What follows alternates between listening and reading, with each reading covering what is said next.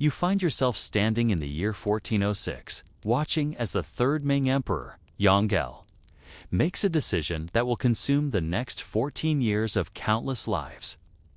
The air is thick with dust and the sound of hammers, but this is only the beginning of what would become the most methodical, exhausting construction project in Chinese history. That represents not just architectural ambition, but a testament to the grinding, relentless nature of imperial power. The site itself tells a story of systematic destruction before creation. In 1369, 37 years before construction began, the Hongwu Emperor had ordered the complete razing of the old Yuan dynasty palaces that once stood on this very ground. For decades, the site lay barren, a rectangular plot of earth in the heart of what would become Beijing. The soil had time to settle, weeds to grow and die, seasons to pass in unremarkable succession. This waiting period embodies the patient, methodical approach that would characterize everything about the Forbidden City's creation. When Yonggel finally ascended to power in 1402, he initially made Beijing his secondary capital, a bureaucratic designation that masked grander ambitions. The decision to build the Forbidden City wasn't announced with fanfare or imperial decree. Instead, it emerged through the slow machinery of government administration. In 1406, the emperor's Ministry of Work received instructions to begin preliminary site preparation. This wasn't the dramatic beginning of a palace, but the mundane start of a construction project that would employ over 100,000 skilled artisans and up to 1 million laborers over its course. The workforce itself represents one of history's most fascinating examples of organized human effort. These weren't volunteers driven by patriotic fervor, but conscripted workers, craftsmen fulfilling imperial obligations, and specialists drawn from across the empire by the promise of steady work. The skilled artisans formed the backbone of the operation, master carpenters who could shape massive timber beams, stone carvers capable of creating intricate reliefs, and brickmakers whose expertise would determine the durability of entire structures. Each morning, as dawn broke over the construction site, you would have witnessed a carefully orchestrated ballet of human labor. Groups of workers, organized by skill and task, would gather around specific work areas. The timber crews focused on the massive logs that would become the structural pillars of the most important halls. These weren't ordinary pieces of wood, but whole logs of precious Phoebe genin, a wood so valuable that later Qing dynasty reconstructions will have to use multiple pieces of pine wood because single trunks of sufficient size were no longer available. The quarrying operations provide, perhaps, the most vivid example of the project's methodical nature. Stone crews worked at quarries near Beijing, extracting the massive blocks that would become the grand terraces and ornamental carvings that still define the Forbidden City's appearance today. But the real ingenuity lay not in the extraction, but in the transport. During winter months, workers would dig wells along the transport routes, then flood the roads with water. When the water froze, they had created ice tracks capable of supporting sledges carrying stone blocks, weighing several tons. The brickmaking operation reveals the extraordinary attention to detail that may characterize every aspect of construction.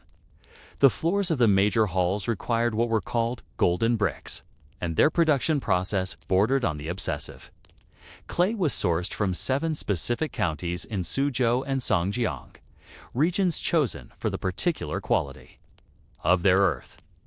Each batch of bricks required months of high-temperature firing, a process so precise that the finished bricks would produce a metallic ring when struck. This wasn't mere craftsmanship, but an almost ritualistic approach to creating materials worthy of imperial use. The earthwork operations present another fascinating dimension of the construction process. The excavation required for the palace's moat produced enormous quantities of soil. And rather than simply disposing of it, the workers systematically piled it to the north of the construction site.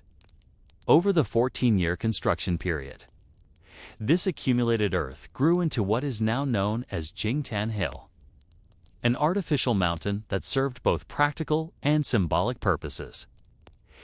Daily life for the workers followed patterns that would have seemed both monotonous and purposeful.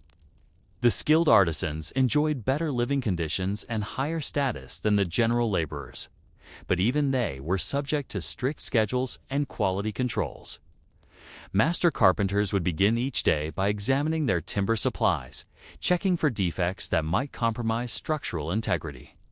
Stone carvers worked with deliberate precision, knowing that a single mistake could ruin months of effort on a complex relief. The general laborers, representing the bulk of the million-person workforce, performed the countless small tasks that made the grand vision possible. They hauled materials, mixed mortar, cleared debris, and maintained the work sites. Their days were measured not in dramatic achievements, but in incremental progress. Another stone moved, another section of foundation prepared, another small contribution to a project that would outlast them by centuries. The construction site itself would have resembled a small city, complete with temporary housing, food preparation areas, and administrative structures. The logistics of feeding and housing such a massive workforce required its own bureaucracy, with officials responsible for supply, procurement, work scheduling, and quality control. This parallel administrative structure operated with the same methodical precision that characterized the construction itself as the first year of construction drew to a close. The foundations were in place, but the true scope of the undertaking was only beginning to reveal itself. The workers had established their routines, the supply chains were functioning, and the basic infrastructure of the construction site was operational. Yet 13 more years of identical labor lay ahead, each day bringing its own small challenges and incremental progress. What drives a project of such scope and duration? The answer lies not in momentary inspiration, but in the relentless accumulation of daily effort, the patient application of skill and labor, and the bureaucratic machinery that could sustain such an undertaking across more than a decade. You stand at the end of that first year, watching the sun set over a construction site that would define the next 14 years of countless lives. You might wonder, what sustains such monumental persistence in the face of such overwhelming scope? The second year of construction reveals the true character of this monumental undertaking, not dramatic breakthroughs or moments of architectural inspiration, but the steady accumulation of seemingly identical days, each bringing the project incrementally closer to completion. By 1407, the patterns of work had solidified into routines that would continue, with minor variations, for the next 12 years. The workers' days began before dawn, not from choice, but from necessity. The summer heat of Beijing made afternoon labor nearly unbearable, particularly for those working around the brick kilns or engaged in heavy lifting. The sound of bells from temporary temples erected on the construction site would wake the laborers, followed by the more prosaic noises of a massive workforce beginning another day, the scraping of tools being collected, the murmur of conversations, the creak of wooden carts being loaded with materials. The timber operations had developed into a complex choreography of human and mechanical effort.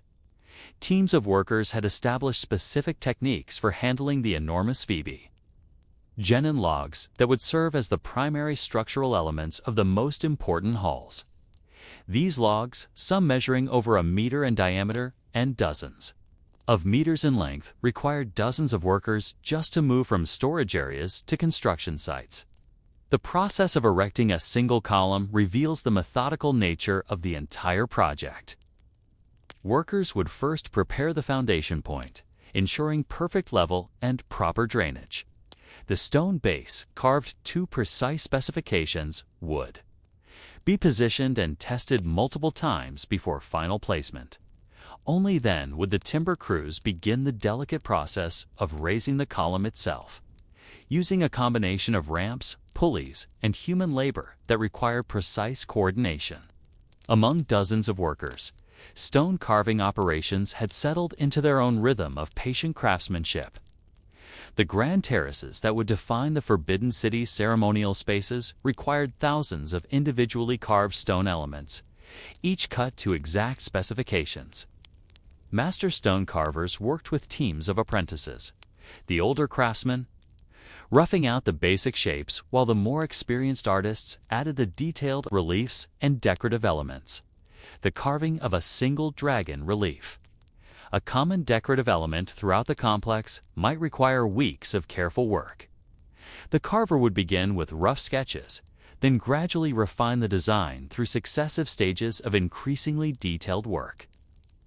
Each scale on the dragon's body, each curve of its serpentine form, each detail of its fearsome expression required individual attention. The finished relief would then be reviewed by supervisory officials before installation, a quality control process that could result in rejection and complete rework if the piece didn't meet imperial standards. The brick production facilities had evolved into what amounted to an early industrial operation. The golden bricks that would pave the floors of the major halls required not just skilled craftsmanship, but almost scientific precision in their production. The clay preparation process alone involved multiple stages of mixing, aging, and testing.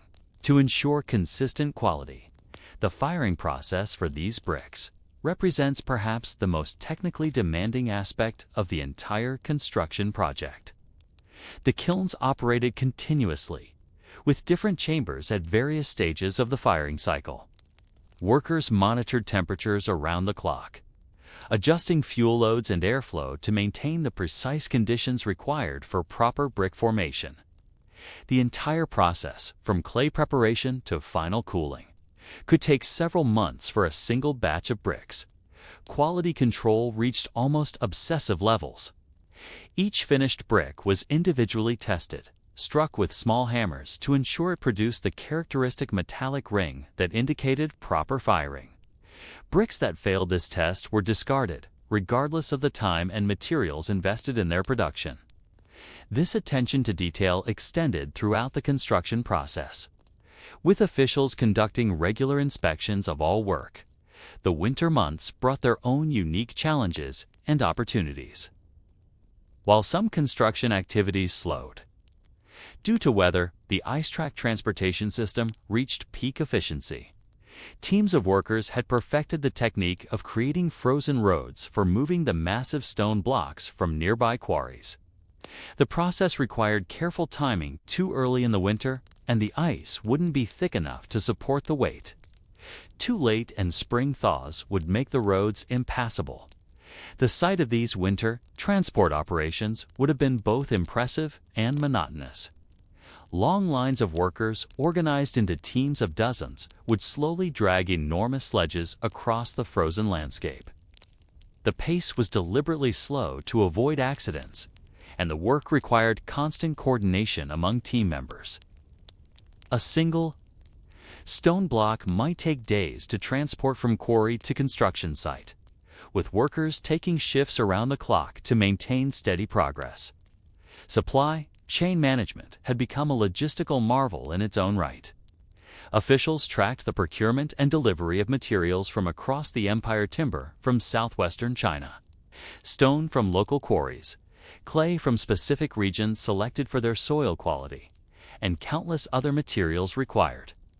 For construction, this wasn't simply a matter of ordering supplies, but of coordinating complex transportation networks across vast distances. The administrative structure supporting the construction had grown into a significant bureaucracy. Officials specialized in different aspects of the work: timber procurement, stone carving, brick production, general labor management, and quality control. Each day brought its own administrative challenges: material shortages, worker disputes, quality problems, and the constant pressure to maintain construction schedules. Food preparation for the massive workforce had become an operation comparable to supplying a small army. Kitchens operated throughout the construction site, preparing simple but nutritious meals for workers at different skill levels.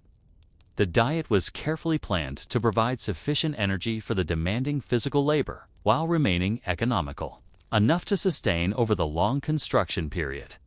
Medical care for the workforce reveals another dimension of the project's systematic approach. With such a large number of workers engaged in dangerous activities moving heavy materials, working at heights, operating around kilns and fires, injuries were inevitable.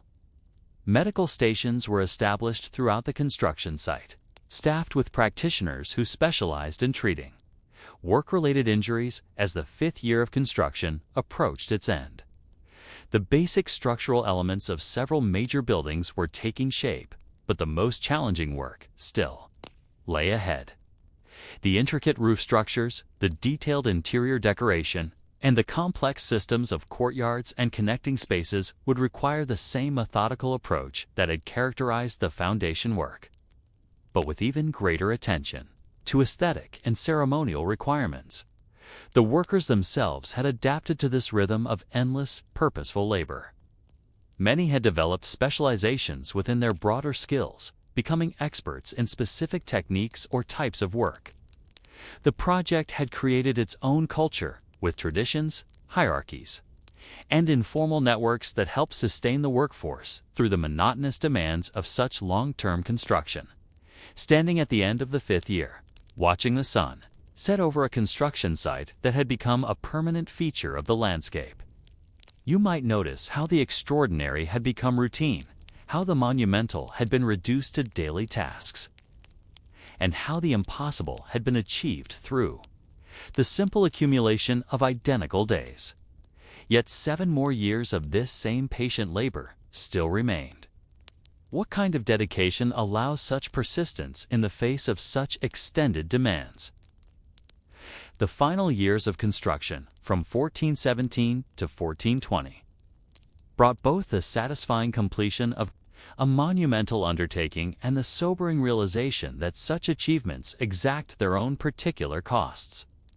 As the 14th year of construction drew to a close, the Forbidden City stood complete a testament, not only to imperial ambition, but to the extraordinary capacity of organized human effort to transform vision into reality through patient, methodical labor. The completion process itself reveals the same attention to detail that had characterized the entire project.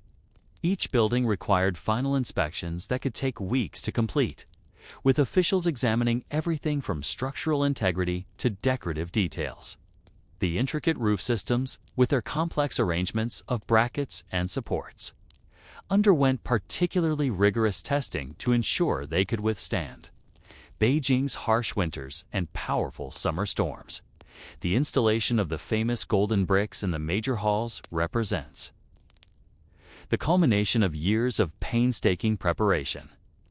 Workers had perfected techniques for cutting and fitting these precious floor materials with almost mathematical precision. Each brick was individually placed and adjusted, with gaps between them measured to exact specifications. The final result, floors that would ring with a distinctive metallic sound when walked up, and justified the extraordinary effort invested in their creation. The painting and decoration of the completed structures required craftsmen with entirely different skills from those who had dominated the construction process. Teams of artists worked on the intricate color schemes that would define the Forbidden City's visual impact. The symbolic use of yellow, reserved exclusively for imperial use, required not just pigments, but an understanding of the complex ceremonial and philosophical meanings embedded in every design choice. The economic impact of the construction project extended far beyond the immediate costs of materials and labor. The concentration of such resources on a single project had effects throughout the empire, influencing everything from timber harvesting in remote provinces to local food production around Beijing. The Forbidden City's construction represented not just an architectural achievement, but a massive economic undertaking that shaped imperial finances for decades. The social impact of the project proves equally significant. The movement of 1 million workers to Beijing, their concentration there for 14 years, and their eventual dispersal created social networks and cultural exchanges that influenced Chinese society in ways that extended far beyond architecture. Skills developed during construction, techniques perfected through years of practice, and innovations created by necessity continue to influence building practices throughout China. The completed Forbidden City stood as more than just a palace. It represented proof of what could be achieved through the systematic application of human effort over extended periods. The project demonstrated that seemingly impossible undertakings could be accomplished through careful planning, patient execution, and the coordination of vast resources across time and space. As the sun set on the construction project that had defined 14 years of countless lives, the Forbidden City began its transformation from construction site to imperial residence. The workers who had created it would age and die. The officials who had managed it would move on to other assignments, and the emperor who had commissioned it would eventually be forgotten. But the physical structure they had created together would endure, sheltering 24 emperors across 5 centuries and ultimately becoming a testament not just to imperial power, but to the extraordinary capacity of organized human effort to create works that transcend the lifespans of their creators. Yet even as the palace settled into its new role as the center of imperial life, questions lingered about the sustainability of such magnificent isolation. Could a structure built to embody eternal imperial authority adapt to the changing demands of governance and ceremony that would define the coming centuries? You stepped through the gates of the completed Forbidden City in 1421, entering a world designed to operate according to rhythms entirely separate from the outside world. Here, behind walls that rise 10 meters high and stretch for over 3 kilometers, life follows patterns established not by natural cycles or economic necessity, but by the rigid requirements of imperial ceremony and the complex hierarchies of court life. This is a place where the mundane and the magnificent exist in careful balance, where every daily routine serves the larger purpose of maintaining imperial authority through the performance of power. The physical structure itself shapes every aspect of daily life within the palace walls. The careful organization of space reflects not just architectural principles, but a complex understanding of how physical environment can reinforce social hierarchies and behavioral expectations. The palace's division into outer court and inner court creates 2 distinct worlds within the larger isolation of the complex, one focused on the public performance of imperial authority, the other dedicated to the private life of the imperial family and their closest attendants. The outer court, with its grand halls and imposing courtyards, serves as the stage for imperial ceremonies and government administration. Here, the emperor holds audiences with officials, conducts state ceremonies, and performs the public functions that justify his divine authority. Yet even these grand public spaces operate according to carefully regulated schedules and protocols that transform spontaneous interaction into ritualized performance. The morning routine in the outer court begins before dawn with the preparation activities that make imperial ceremony possible. Teams of eunuchs arrive early to clean and arrange the ceremonial spaces, ensuring that everything from incense burners to throne cushions meets the exacting standards required for imperial use. The precision required for these preparations reflects the understanding that imperial authority depends not just on the emperor's presence, but on the perfect execution of countless supporting details. The inner court presents an even more restricted world, where the emperor's private life unfolds according to routines designed to maintain both security and ceremony. The selection and training of palace personnel creates a workforce whose entire existence revolves around serving imperial needs while remaining almost invisible in the process. The concubine selection process reveals the systematic nature of life within the palace walls. During the Qing dynasty, The elaborate examination system that chose imperial consorts operated like a bureaucratic procedure, with candidates subjected to multiple rounds of evaluation covering everything from physical appearance to intellectual capabilities. The process itself demonstrates how even the most intimate aspects of imperial life were regulated by formal procedures designed to serve the larger needs of dynastic continuity. The daily routines of selected concubines illustrate the paradox of life within the palace, surrounded by luxury but constrained by rigid behavioral expectations. Most concubines spent their days in activities that might seem leisurely: applying makeup, practicing calligraphy, playing musical instruments, and engaging in elaborate needlework. But these weren't recreational pursuits so much as required performances of feminine refinement designed to maintain their status within the complex hierarchy of the inner court. The eunuch system provides, perhaps, the most striking example of how the palace transformed human relationships to serve imperial needs. These men, surgically altered to eliminate any threat to imperial lineage, served as intermediaries between the emperor and virtually everyone else within the palace. Their duties ranged from the mundane, cleaning, cooking, and maintenance to the highly sensitive, including the management of imperial finances and the supervision of court ceremonies. The daily life of palace eunuchs reveals the institutional nature of service within the Forbidden City. These weren't simply servants, but participants in a complex bureaucracy with its own ranks, specializations, and career advancement opportunities. Senior eunuchs wielded considerable influence over palace operations, making decisions that affected the lives of thousands of other palace residents while remaining, in theory, completely subordinate to imperial authority. The education and training systems within the palace created their own enclosed world of knowledge and skill.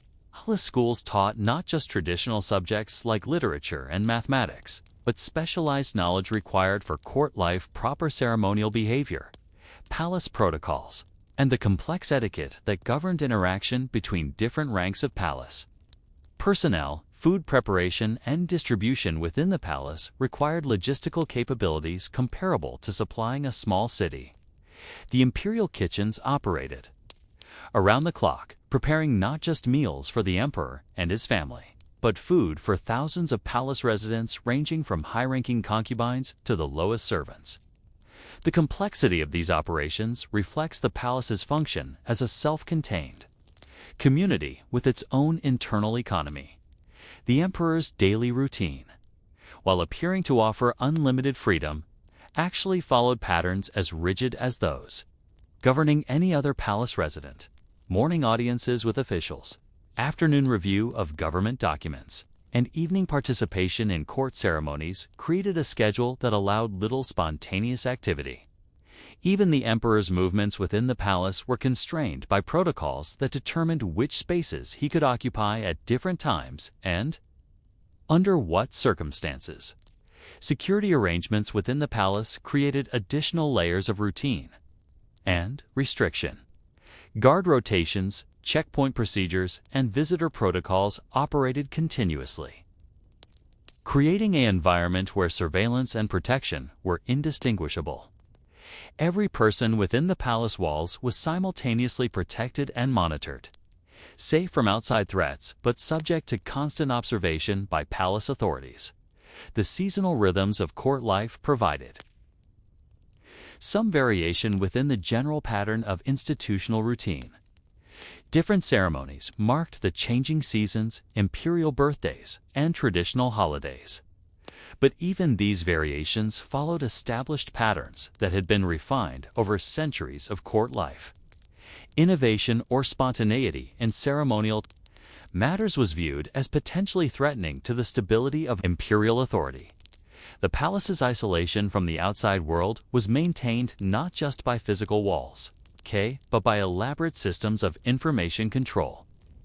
News from beyond the palace reached imperial attention only after filtering through multiple layers of officials, each of whom shaped the information according to their understanding of what the emperor needed or wanted to hear. This created an environment where the most powerful person in the empire might be among the least informed about actual conditions in the realm.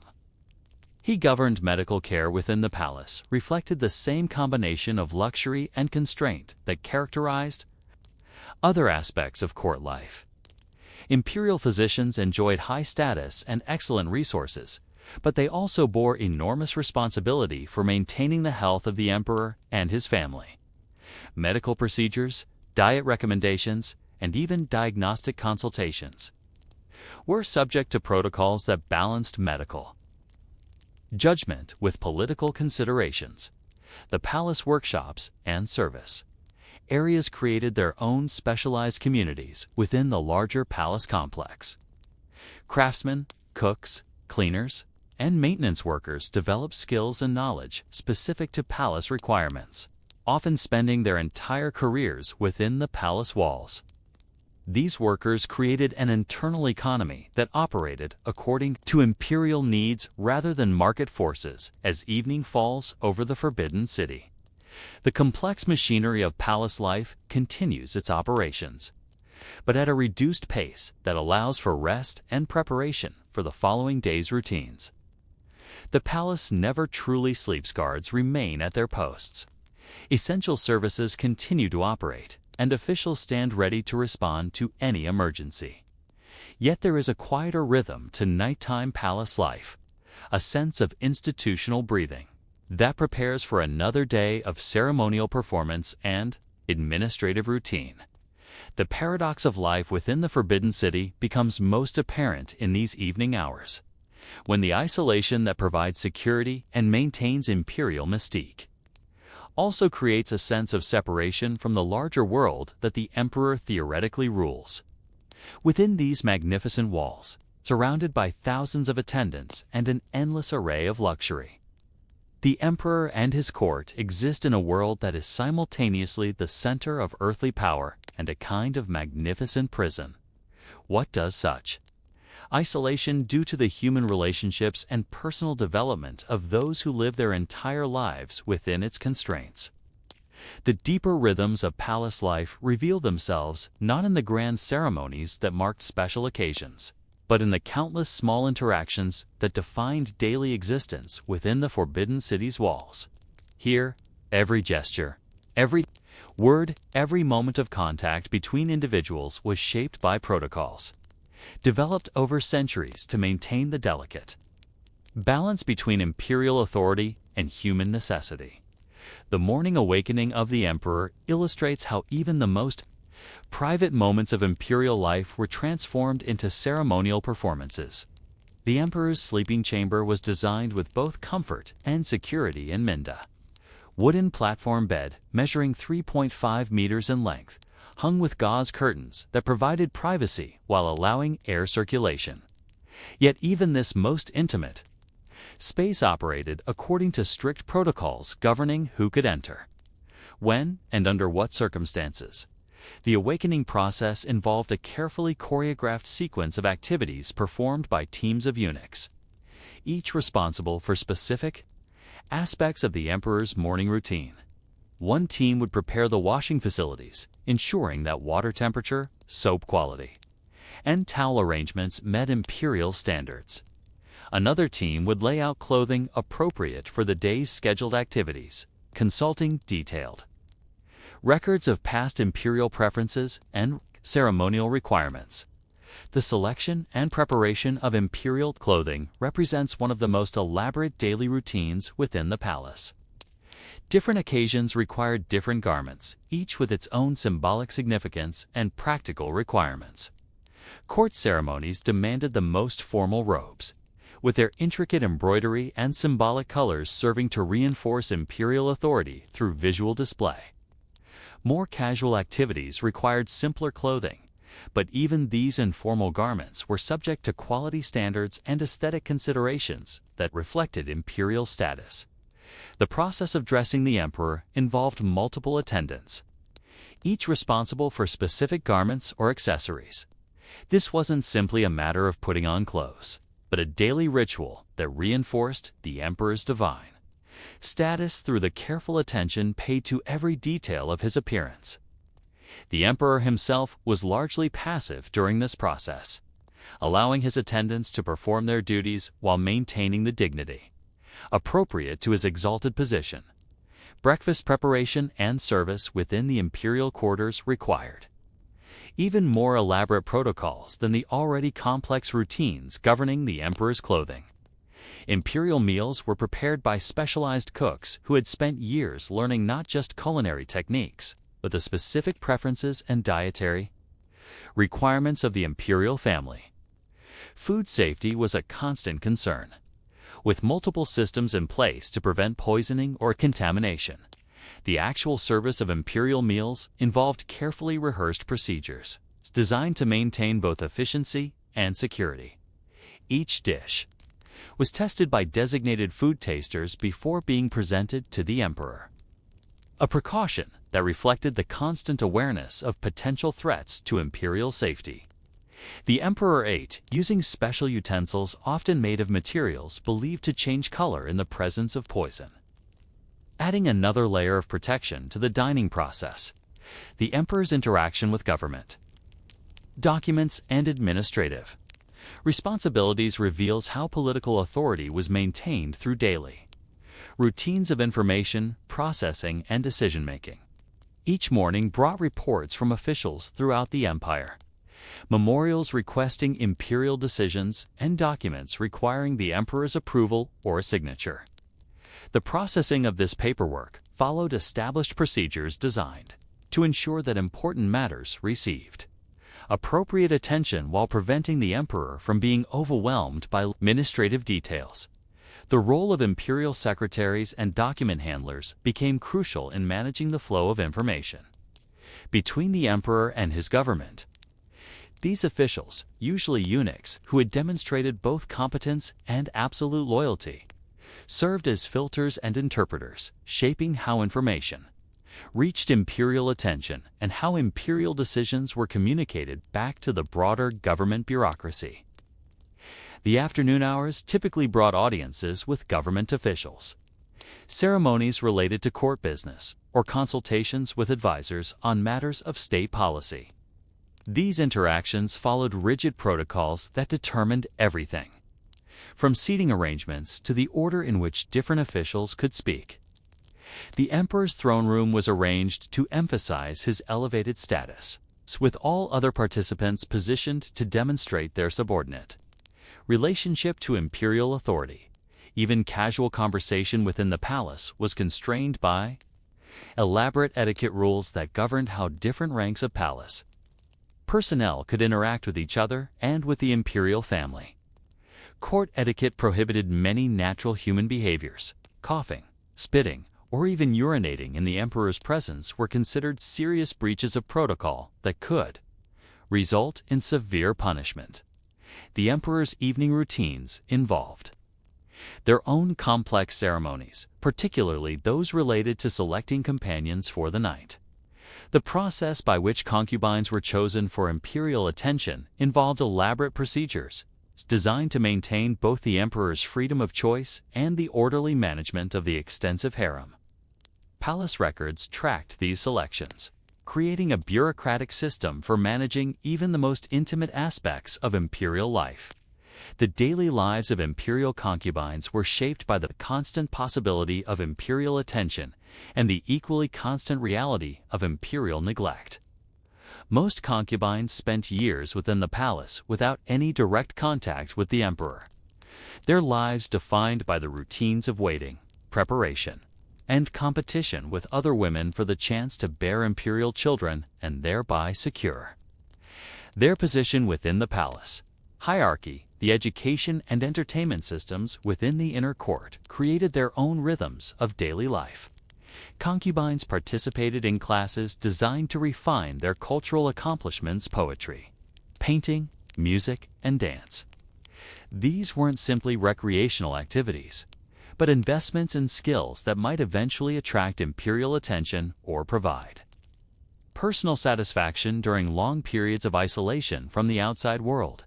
The complex web of relationships among palace women concubines, palace maids, and female servants created its own social dynamics within the larger institutional structure of court life. Alliances formed and dissolved based on changing circumstances, mutual interests, and the constant competition for resources and imperial favor. These relationships provided emotional support and practical assistance, but they also generated conflicts and tensions that required careful management by palace authorities. The seasonal festivals and special ceremonies that marked the palace calendar provided welcome variation in the general routine of court life.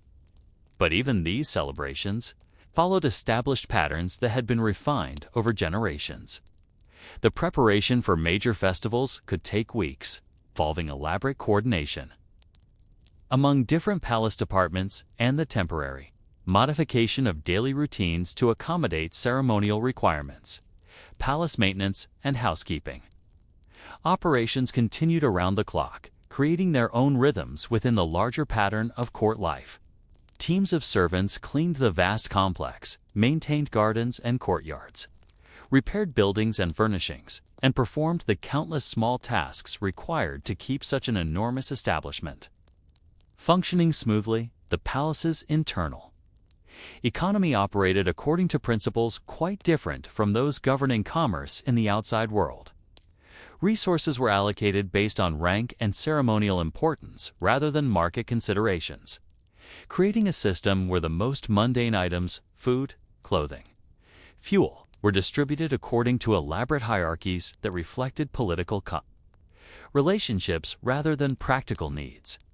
Medical care within the palace involved daily routines of health monitoring and preventive treatment that reflected both genuine concern for imperial welfare and the symbolic importance of maintaining the physical well-being of the emperor and his family. Palace physicians made regular rounds, checking on the health of key palace residents and adjusting treatments based on seasonal changes and individual needs. As night fell over the Forbidden City, the transition from daytime to nighttime routines involved its own ceremonies and procedures. Evening meals, entertainment activities, and preparation for sleep all followed protocols designed to maintain security, while providing appropriate relaxation after the day's formal activities. The contrast between the magnificent physical setting and the constrained nature of human relationships within the palace created psychological tensions that affected everyone living within the complex. The emperor, surrounded by thousands of people whose entire existence was dedicated to serving his needs, might nevertheless experience profound loneliness due to the artificial nature of all his human contacts. Concubines, living in luxury but cut off from normal family relationships, faced their own challenges in finding meaning and satisfaction within the restricted world of court life. The accumulation of these daily routines, repeated year after year, created patterns of life that shaped not just individual behavior, but the entire culture of the imperial court. The palace became a world unto itself, with its own customs, traditions, and ways of understanding human relationships that had little connection to life in the broader empire. Standing in the evening shadows of the inner court, watching the final preparations for another night of imperial routine, you might wonder how such elaborate systems of daily life could sustain themselves across centuries of repetition. What happens to human nature when it is subjected to such relentless ceremonial constraint? And how do the intimate needs of individuals find expression within institutions designed to serve abstract concepts of imperial authority? The third dimension of daily life within the Forbidden City reveals itself only through extended observation. The psychological and social effects of living within a system where every human interaction serves ceremonial or administrative purposes, or spontaneity, becomes impossible, and where the maintenance of imperial authority requires the constant performance of prescribed roles by every individual within the palace walls. The seasonal cycles within the palace created their own rhythm of anticipation and routine, but even these natural variations were transformed into ceremonial logistes that required careful preparation and flawless execution. The arrival of spring brought ceremonies celebrating imperial longevity and dynastic continuity. But the actual planning for these celebrations began months in advance, involving detailed coordination among different palace departments and extensive rehearsals by all participants. The spring festival preparations illustrate how even the most traditional celebrations were transformed by the requirements of imperial ceremony. What might have been spontaneous family gatherings in ordinary households became elaborate court rituals involving hundreds of participants, each performing specific roles according to protocols developed over centuries of imperial tradition. The emperor's participation in these ceremonies was both central and constrained. He was the focus of all attention. But his own actions were as carefully prescribed as those of any other participant. The management of imperial birthdays reveals another dimension of how palace life transformed personal occasions into state ceremonies. The emperor's birthday wasn't simply a family celebration, but a political event that required participation by government officials from throughout the empire. The preparation process could take weeks, involving the coordination of gift presentations, ceremonial performances, and elaborate banquets that served both to honor the emperor and to reinforce the loyalty of court officials. The daily routines of palace children, imperial princes and princesses, were shaped by the same combination of privilege and constraint that characterized all aspects of court life. These children grew up surrounded by luxury and constant attention, but their education, recreation, and social relationships were all managed according to considerations of dynastic succession and political advantage rather than normal developmental needs. Imperial princes received education designed to prepare them for potential roles in government administration or military leadership. But their actual opportunities for learning through experience were severely limited by security concerns and ceremonial requirements. They might study military strategy in great detail while never having the opportunity to observe actual military operations or interact with common soldiers. Similarly, they could master the theoretical aspects of government administration while remaining isolated from the practical realities of governing ordinary people. Imperial princesses faced even greater constraints, as their education was designed primarily to prepare them for marriage alliances that would serve dynastic political interests. Their daily routines included instruction in cultural accomplishments, music, poetry, painting that would make them attractive marriage partners. But they had little opportunity to develop independent interests or form relationships based on personal compatibility rather than political utility. The wet nurse system within the palace provides a particularly striking example of how institutional requirements shaped the most intimate human relationships. When imperial children were born, elaborate procedures governed the selection and management of wet nurses, with considerations of health, compatibility, and symbolic appropriateness determining which women would be chosen for these crucial roles. The daily routines of wet nurses reveal the complexity of human relationships within the institutional structure of palace life. These women were responsible for the physical care and emotional nurturing of imperial children, but their own maternal instincts had to be balanced against the formal requirements of their positions. They lived within the palace during their service, separated from their own families and children. Their entire existence focused on the needs of imperial offspring, who would eventually outgrow their care and move on to other attendants. The palace medical system had evolved into a complex institution that combined genuine healthcare with ceremonial and symbolic functions. Imperial physicians made daily rounds, monitoring the health of key palace residents and adjusting treatments based on both medical judgment and political considerations. The emperor's health was a matter of state security, and any illness or physical problem had political implications that extended far beyond personal discomfort. Medical consultations within the palace followed elaborate protocols designed to maintain imperial dignity while allowing physicians to perform necessary examinations, and treatments. The emperor's body was considered sacred, and even medical procedures required ceremonial preparations and formal permissions that could complicate the delivery of effective health care. The palace pharmacy operated as a specialized institution, preparing medications according to traditional recipes that had been refined over generations of imperial use.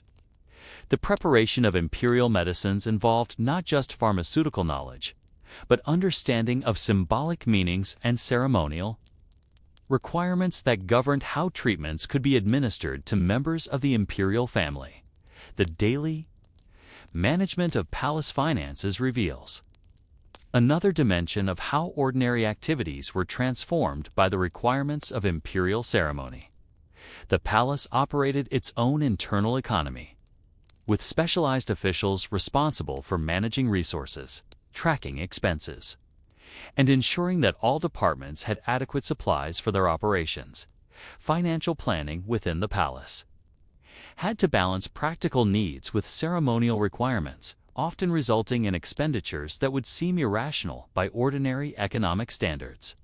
The cost of maintaining proper ceremonial appearances could exceed the practical value of many palace activities, but these expenses were justified by their contribution to imperial prestige and political authority. The purchasing and supply systems that supported palace operations created their own networks of relationships with merchants and craftsmen throughout the empire. These commercial relationships were shaped by considerations of quality, reliability, and political loyalty rather than simple economic efficiency. Suppliers to the imperial court gained prestige and financial advantage from their positions, but they also assumed responsibilities and risks that extended beyond normal commercial relationships. The palace staff hierarchy had evolved into a complex bureaucracy with its own ranks, specializations, and advancement opportunities.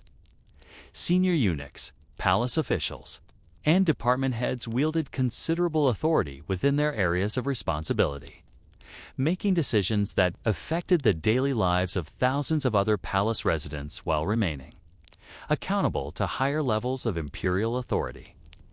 Career advancement within the palace system required not just competence in specific skills, but mastery of court politics and ceremonial requirements. Officials who hoped to rise in palace service had to understand both the formal structures of imperial administration and the informal networks of influence and favor that actually determined how decisions were made and resources were allocated.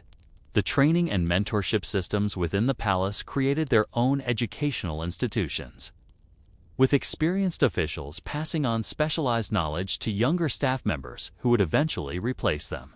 This knowledge included not just technical skills, but understanding of court customs, political relationships, and the subtle protocols that governed interaction among different levels of palace hierarchy. The daily routines of palace maintenance and housekeeping required constant attention to details that would be invisible to casual observers, but were essential to maintaining the ceremonial standards expected in imperial spaces. Teams of cleaners, gardeners, and maintenance workers operated around the clock, ensuring that every aspect of the palace environment met the exacting standards required for imperial occupancy. The psychological effects of living within such an artificial environment became apparent in the behavior and attitudes of long-term palace residents. People who spent years or decades within the palace walls often developed social skills and perspectives that were highly specialized for court life but poorly adapted to interaction with the outside world. The emperor himself, despite his position of supreme authority, was in many ways the most constrained resident of the palace. His daily schedule, personal relationships, and even private thoughts were shaped by the constant awareness that his behavior would be observed, recorded, and interpreted by others as reflecting on imperial dignity and dynastic authority. As evening settled over the Forbidden City for another night, complex machinery of palace life continued its operations, but with the accumulated weight of centuries of identical routine. The patterns established during the Ming Dynasty would continue through the Qing period, creating a system of daily life that seemed as permanent and unchanging as the massive walls that enclosed it. Yet this very permanence contained the seeds of its own vulnerability. The palace's isolation from the outside world, which had been designed to protect imperial authority, also prevented its residents from understanding the changes that were gradually transforming Chinese society. The elaborate routines that maintained ceremonial dignity also created inflexibility that would make adaptation to new circumstances increasingly difficult. The sun sets on another day of imperial routine. But beyond the palace walls, forces of change are gathering that will eventually challenge every assumption on which this magnificent isolation has been built. How long can such elaborate systems of daily ceremony sustain themselves when the world they were designed to govern begins to operate according to entirely different principles? You find yourself in the Forbidden City during the late 17th century, witnessing the beginning of processes that would unfold so slowly as to be almost invisible to contemporary observers, yet which would ultimately transform the palace from the unquestioned center of imperial power into an increasingly isolated relic of a vanishing world. The decline of imperial authority wasn't marked by dramatic events or sudden catastrophes, but by the accumulation of small compromises, incremental losses of control, and the gradual erosion of the assumptions that had sustained imperial government. For centuries, the palace itself remained physically magnificent throughout this period, its walls as imposing and its ceremonies as elaborate as ever. Yet beneath the surface of continued imperial splendor, fundamental changes were taking place in the relationship between the emperor and the empire he theoretically ruled. These changes began not with external challenges to imperial authority, but with internal developments that slowly undermined the effectiveness of imperial administration. The bureaucratic systems that had once efficiently connected the emperor to the farthest reaches of his realm were gradually becoming more complex and less responsive to imperial direction. Government departments developed their own internal cultures and priorities, which didn't always align with imperial intentions. Officials at various levels of the administrative hierarchy found ways to pursue their own interests while maintaining the appearance of loyal service to the throne. Corruption, which had always existed within imperial administration, began to take on more systematic and entrenched forms during this period. The practice of selling government positions, originally used as an emergency revenue measure, became a regular part of imperial finance. This development transformed the nature of imperial service, as officials who had purchased their positions focused on recovering their investments rather than serving imperial or public interests.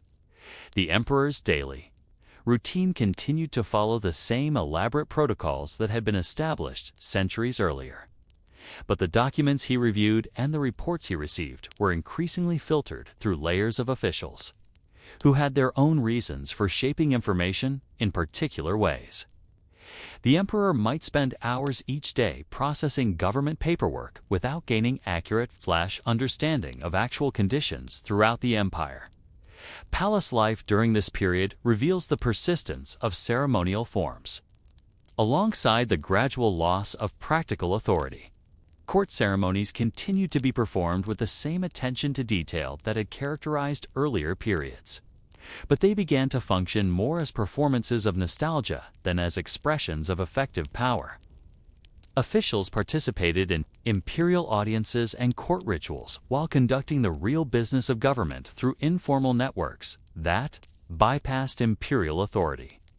The economic foundation of imperial power was also beginning to show signs of strain during this period. The costs of maintaining the palace, supporting the imperial family, and funding court ceremonies continued to increase, while the empire's ability to generate revenue through traditional means was gradually declining. Agricultural productivity, which had supported imperial finances for centuries, was reaching limits imposed by available land and existing farming techniques. Population growth throughout the empire created pressures that traditional imperial administration was poorly equipped to address. More people required more food, more housing, and more economic opportunities. But the imperial government lacked mechanisms for promoting the kind of economic development that might have met these needs. Instead, population pressure led to increased competition for resources and growing social tensions that would eventually challenge imperial authority. The palace's isolation from these broader social and economic changes meant that imperial decision-making was based on increasingly outdated assumptions about the nature of Chinese society.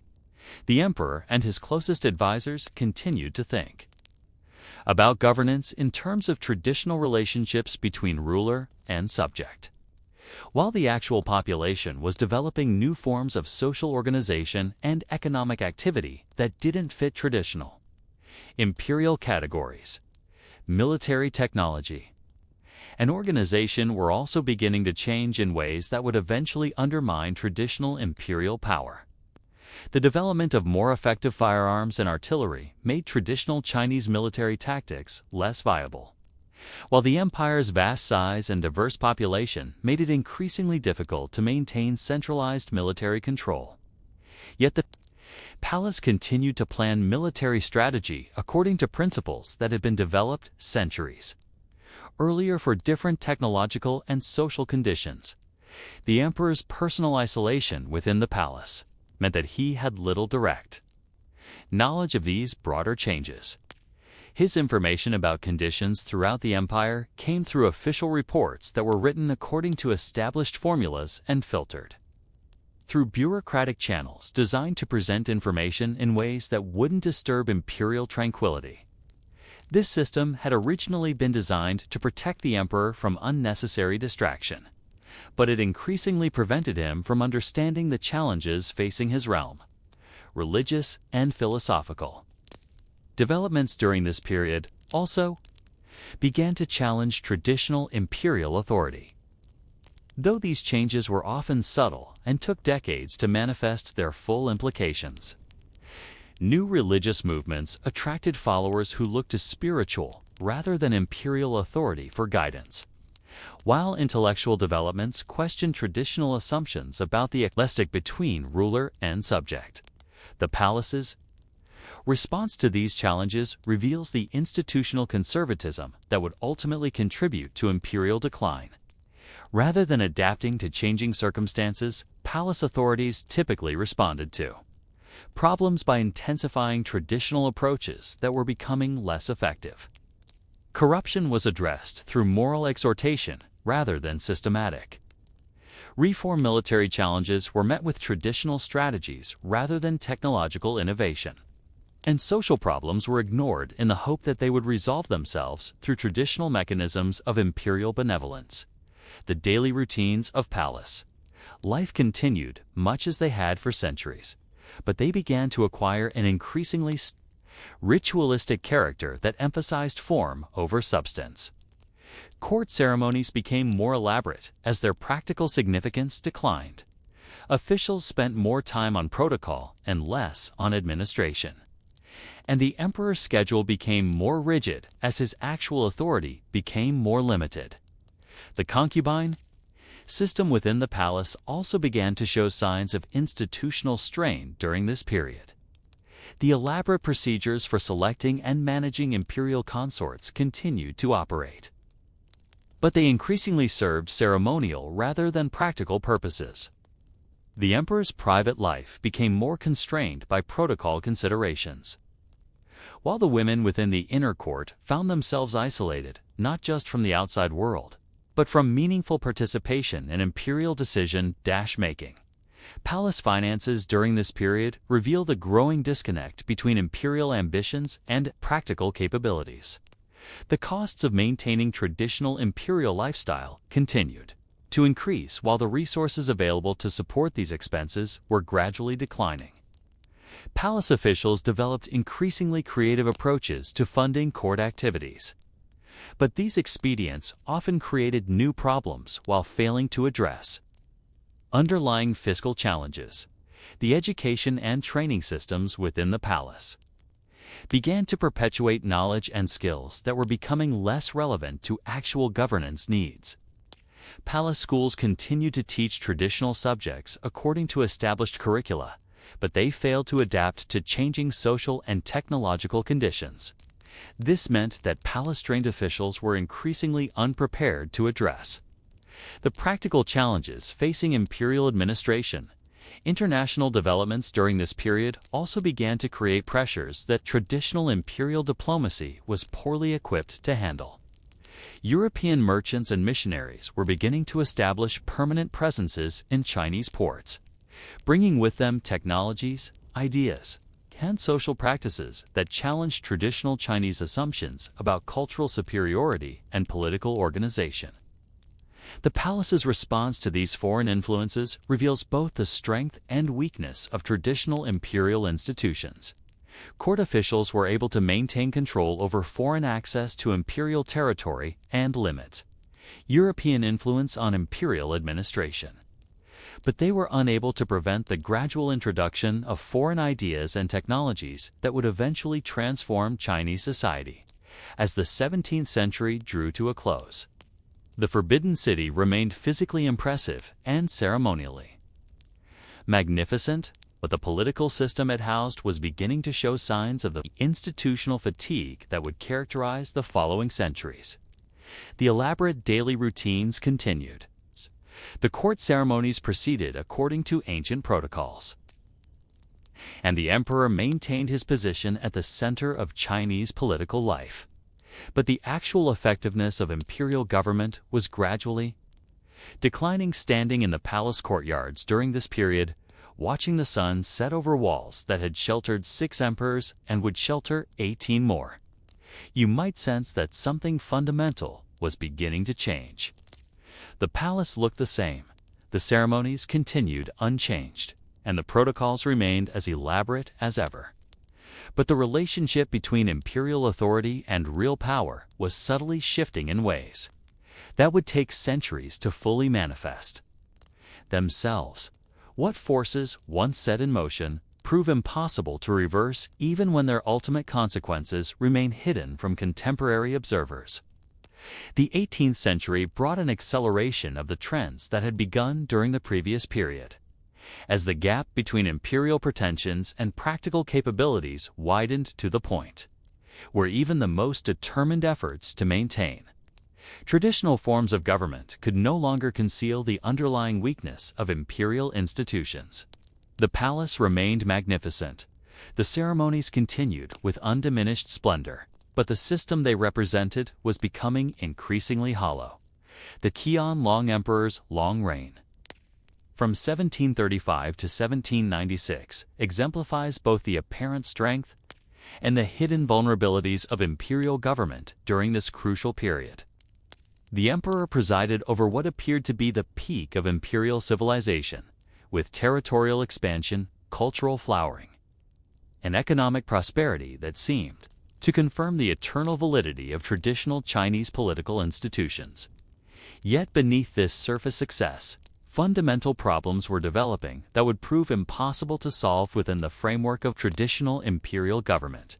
The palace during this period had evolved into an institution of extraordinary complexity and sophistication, with administrative systems that managed every aspect of imperial life according to protocols refined over centuries of experience. The emperor's daily routine followed patterns that coordinated his personal activities with the broader requirements of imperial administration, creating a seamless integration of private life and public responsibility that represented the culmination of traditional Chinese political organization. Yet this very sophistication contained the seeds of institutional paralysis. The elaborate systems that ensured flawless execution of traditional imperial functions were poorly adapted to addressing new challenges that didn't fit established categories. When problems arose that required innovation or flexibility, the palace's response was typically to apply traditional solutions with greater intensity, rather than to develop new approaches appropriate to changed circumstances. Corruption during this period evolved from an occasional problem into a systematic feature of imperial administration. The practice of selling government positions, which had been introduced as a temporary expedient, became a regular source of imperial revenue. This development fundamentally altered the nature of imperial service, as officials who had purchased their positions focused on recovering their investments rather than serving public interests. The daily operations of imperial government increasingly reflected this commercialization of political authority. Palace officials developed elaborate systems for managing the sale of positions, ranks, and privileges, creating internal markets in political influence that operated alongside traditional administrative procedures. The emperor might spend his mornings reviewing official documents and conducting ceremonial audiences, while the real business of government was conducted through transactions that bypassed imperial oversight entirely. The emperor's isolation within the palace meant that he had limited awareness of how these developments were transforming the nature of imperial administration. His information about government operations came through reports prepared by officials who had their own interests in presenting information in favorable ways. The emperor might receive detailed accounts of successful policy implementation while remaining ignorant of widespread corruption, administrative incompetence, and popular dissatisfaction with imperial government. Palace life during this period reveals the growing disconnect between ceremonial magnificence and practical effectiveness. Court ceremonies became more elaborate as their political significance declined, with enormous resources devoted to ritual performances that served primarily to maintain the illusion of imperial authority. The emperor's participation in these ceremonies required increasing amounts of time and attention, while contributing little to actual governance. The concubine system within the palace had evolved into an institution that served primarily ceremonial rather than practical purposes. The elaborate procedures for selecting imperial consorts continued to operate according to traditional protocols. But the women chosen through these processes found themselves in an increasingly artificial environment that isolated them from both the outside world and meaningful participation in imperial decision-making. Population growth throughout the empire created pressures that traditional imperial administration was structurally incapable of addressing.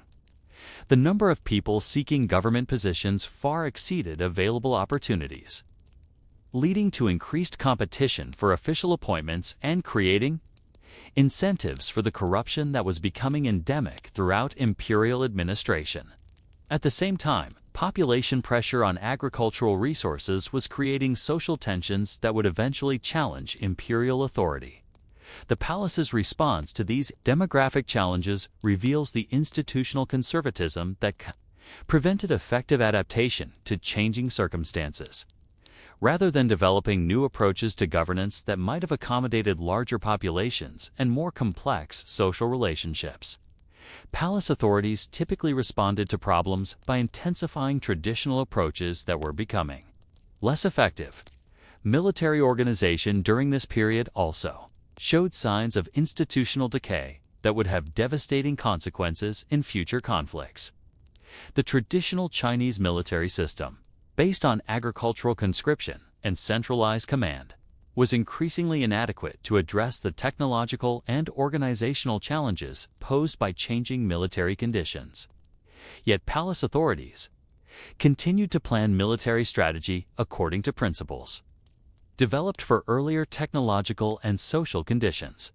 The emperor's personal role in military affairs illustrates the growing irrelevance of traditional imperial institutions to practical governance needs. The emperor might spend considerable time reviewing military reports and approving strategic plans, while having little understanding of actual military capabilities or the technological developments that were transforming warfare throughout the ATE.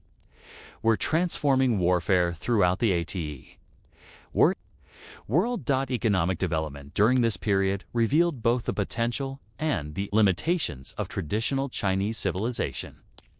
Agricultural productivity reached new heights through the introduction of new crops and farming techniques, while traditional handicraft industries produced goods of extraordinary quality and sophistication. Yet these achievements took place Within economic structures that prevented the kind of systematic innovation and capital accumulation that was beginning to transform European societies. The palace's approach to economic policy reflects the institutional constraints that limited imperial response to changing economic conditions. Traditional Chinese economic thought emphasized stability and harmony rather than growth and innovation, leading to policies that preserved existing arrangements rather than promoting development. The emperor might receive reports of economic prosperity while remaining unaware of the underlying structural problems that would eventually limit Chinese economic development. International relations during this period began to reveal the growing gap between Chinese assumptions about cultural superiority and the actual balance of power in the world. European merchants and diplomats were developing new technologies and organizational capabilities that would eventually challenge Chinese political and military dominance. But palace authorities continued to conduct foreign relations according to traditional principles that assumed Chinese superiority. The emperor's personal involvement in diplomatic affairs illustrates the limitations of traditional imperial institutions in addressing new international challenges. Foreign embassies were received according to ancient protocols that emphasized Chinese superiority and foreign subordination, while the actual content of diplomatic discussions was filtered through court officials who had their own reasons for shaping information in particular ways.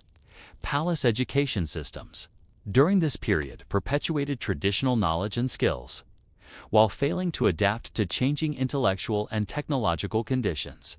Palace schools continued to emphasize classical literature, traditional philosophy, and conventional administrative techniques while ignoring developments in science, technology, and social organization that were transforming other parts of the world. The intellectual isolation of palace life meant that even the most educated and sophisticated court officials had limited understanding of the changes taking place beyond China's borders. The emperor and his advisors might possess encyclopedic knowledge of Chinese history and culture while remaining ignorant of developments that would eventually determine China's position in the modern world. Religious and philosophical developments during this period also began to challenge traditional imperial authority in subtle but significant ways. New religious movements attracted followers who looked to spiritual rather than political authority for guidance, while intellectual developments questioned traditional assumptions about the relationship between ruler and subject. The palace's response to these ideological challenges reveals the increasing rigidity of imperial institutions. Rather than engaging with new ideas or adapting traditional concepts to changed circumstances, palace authorities typically responded to intellectual challenges by reasserting traditional orthodoxy with greater intensity. This approach preserved ceremonial forms while failing to address underlying questions about the legitimacy and effectiveness of imperial government as the 18th century drew to a close. The Forbidden City remained physically impressive and ceremonially magnificent, but the political system it housed was showing increasing signs of institutional exhaustion. The elaborate daily routines continued. The court ceremonies proceeded according to ancient protocols, and the emperor maintained his position at the center of Chinese political life. But the gap between imperial pretensions and practical capabilities was widening to the point where even the most determined efforts could no longer conceal underlying weaknesses. Standing in the palace courtyards as the 19th century approached, watching another sunset over walls that had witnessed the gradual erosion of imperial effectiveness, you might sense that fundamental changes were approaching that would test every assumption on which traditional Chinese civilization had been built. The question was no longer whether these changes would come, but whether imperial institutions would prove capable of adapting to them when they arrived. The 19th century brought challenges that exposed the fundamental weakness of imperial institutions that had seemed unshakable just decades earlier. The Forbidden City remained physically intact. Its ceremonies continued with undiminished elaboration. But the political system it represented was increasingly revealed as inadequate to address the technological, economic, and social forces that were transforming the world beyond China's borders. The Opium Wars of the 1840s and 1850s marked the beginning of a series of military defeats and diplomatic humiliations that shattered traditional Chinese assumptions about cultural superiority and political invincibility. Yet the palace's response to these disasters reveals the institutional inability to adapt that would characterize imperial government throughout its final century of existence. The emperor's daily routine during this period continued to follow traditional patterns that had been established centuries earlier, with morning audiences, afternoon document review, and evening court ceremonies proceeding according to ancient protocols. But the documents the emperor reviewed increasingly contained reports of military defeats, territorial losses, and diplomatic concessions that traditional imperial institutions were powerless to prevent or reverse. The palace's physical isolation from the outside world, which had originally been designed to protect imperial dignity and maintain ceremonial authority, now served to insulate court officials from accurate understanding of the challenges facing the empire. Information about foreign military capabilities, technological developments, attentalodic practices was filtered through bureaucratic channels designed to present news in ways that wouldn't disturb imperial tranquility. Palace life during this period acquired an increasingly desperate quality as court officials struggled to maintain traditional forms, while adapting to circumstances that made those forms increasingly irrelevant. Ceremonial procedures that had once reflected actual political authority now served primarily to preserve the illusion of imperial power in the face of mounting evidence of cute Mygoneus Elscus. The concubine system within the palace continued to operate according to established protocols, but it increasingly served escapist rather than practical purposes. The elaborate routines of the inner court provided refuge from the harsh realities of imperial decline, creating an artificial environment where traditional relationships and cultural forms could be preserved even as they lost relevance to the broader world. Corruption during this period evolved from a systematic problem into a fundamental characteristic of imperial administration. The sale of government positions, ranks, and privileges became so widespread that traditional distinctions between public service and private profit largely disappeared. Palace officials who had purchased their positions focused on recovering their vestments through whatever means were available, while the emperor remained largely ignorant of how these practices were undermining the effectiveness of imperial government. The daily operations of palace administration reflected this commercialization of political authority through elaborate systems for managing the exchange of money for influence. Court officials developed sophisticated networks for coordinating these transactions while maintaining the appearance of traditional imperial service. The emperor might spend hours each day reviewing reports and approving decisions, while the actual governance of the empire proceeded through channels that bypassed imperial oversight entirely.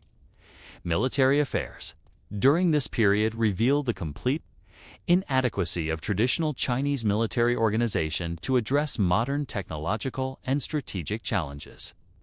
The imperial military, organized according to principles developed for earlier technological conditions, proved incapable of defending Chinese territory against European forces equipped with modern weapons and trained in contemporary military tactics. The emperor's personal involvement in military planning illustrates the pathetic irrelevance of traditional imperial institutions to practical defense needs. Military conferences within the palace continue to follow ancient protocols that emphasized ceremonial precedence over strategic effectiveness, while actual military operations were conducted by commanders who had little confidence in imperial direction or support. Economic policy during this period shows similar institutional paralysis in the face of unprecedented challenges. Traditional Chinese economic institutions, designed for a largely agricultural society with limited foreign contact, proved unable to adapt to the commercial and industrial developments that were transforming the global economy. The palace's approach to economic affairs reflects the intellectual constraints that prevented effective response to changed circumstances. Court officials continued to think about economic policy in terms of traditional relationships between agriculture and handicraft production while remaining ignorant of the industrial and commercial developments that were determining China's position in the world economy. International relations during this period exposed the complete bankruptcy of traditional Chinese diplomatic assumptions. The tribute system, which had regulated China's relations with neighboring countries for centuries, proved entirely inadequate to address relationships with European powers that possessed superior military technology and fundamentally different concepts of international relations. The emperor's participation in diplomatic affairs reveals the tragic irrelevance of traditional imperial institutions to modern international challenges. Foreign embassies continued to be received according to ancient protocols that emphasized Chinese superiority, while Chinese negotiators were forced to accept terms that demonstrated Chinese weakness and subordination.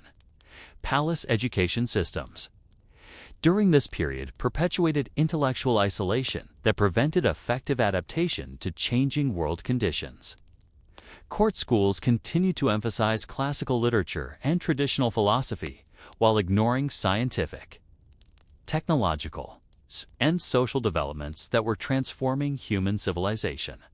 The intellectual isolation of palace life meant that even the most educated court officials possessed knowledge that was becoming increasingly irrelevant to practical governance needs.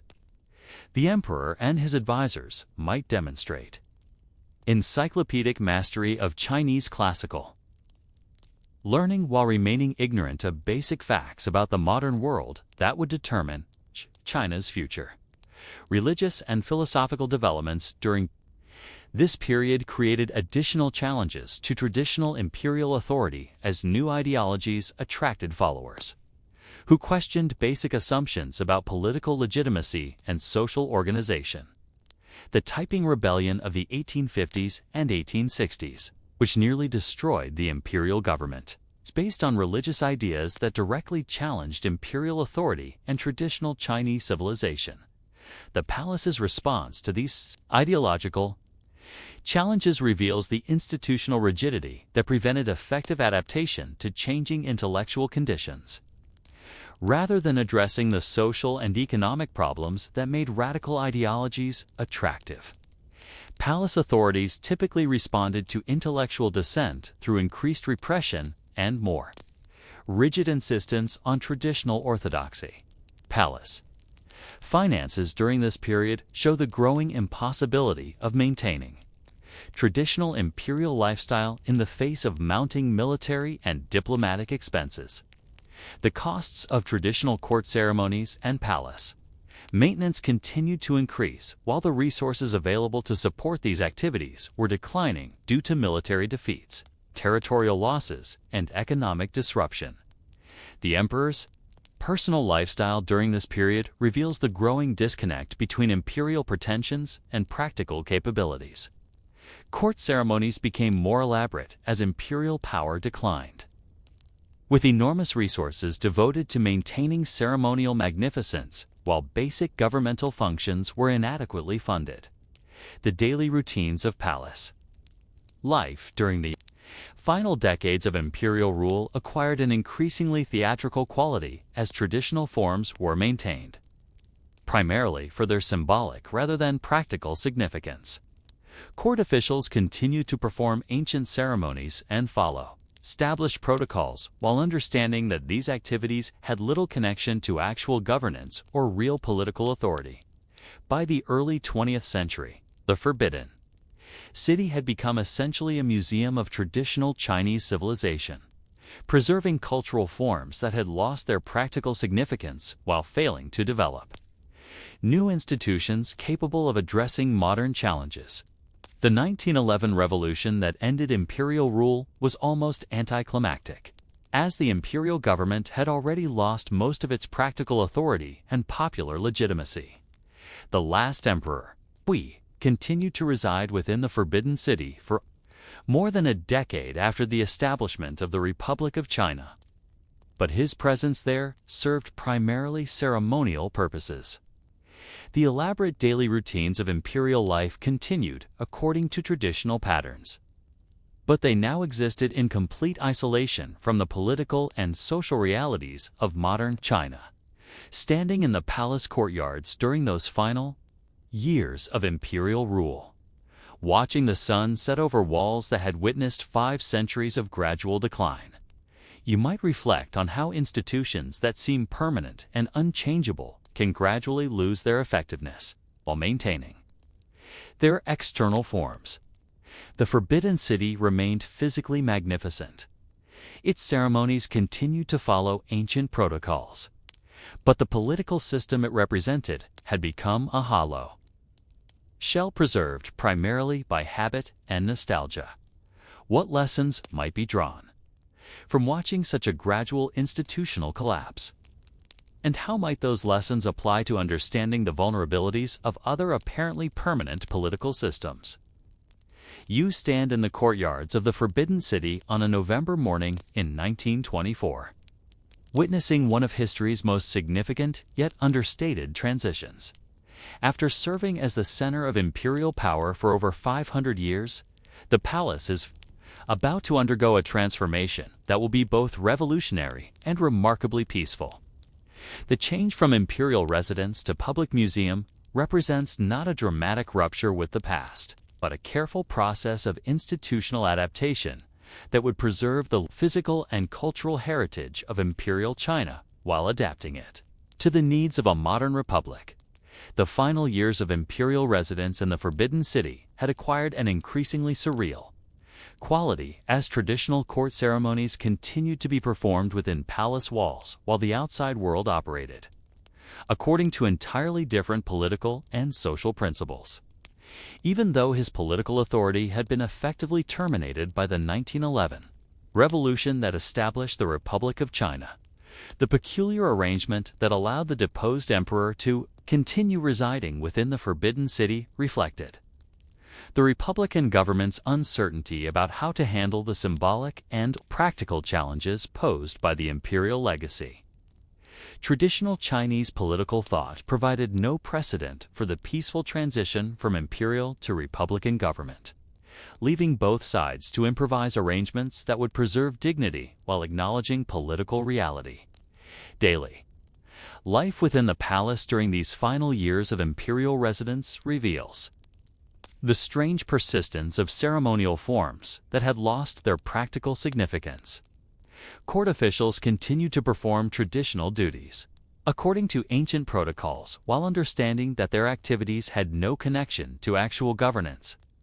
The emperor's daily schedule followed patterns established centuries earlier, but the documents he reviewed and the decisions he made affected only the internal operations of the palace itself, the economic foundation of palace life. During this period rested on increasingly precarious arrangements that reflected the broader financial challenges facing the imperial household, but these payments were irregular and insufficient to support the elaborate lifestyle that traditional imperial dignity seemed to require. The emperor and his court were forced to develop creative approaches to funding their continued residence within the palace, including the sale of palace treasures and the commercialization of imperial ceremonies. For wealthy Chinese who were willing to pay for the opportunity to participate in traditional court rituals, these arrangements preserved the external forms of imperial life, while fundamentally altering their meaning and social significance. Palace staff during this period faced particular challenges as they attempted to maintain traditional standards of service while adapting to changed political and economic circumstances. Many eunuchs and court officials had spent their entire adult lives within the palace walls and possessed skills that were highly specialized for imperial service but poorly suited to employment in the republican world beyond the palace gates. The gradual reduction of palace staff during these years reflects both economic constraints and the reduced practical requirements of maintaining imperial ceremony for largely symbolic purposes. Many traditional court positions were eliminated or consolidated, while remaining staff members found themselves performing multiple functions that had previously been handled by separate departments.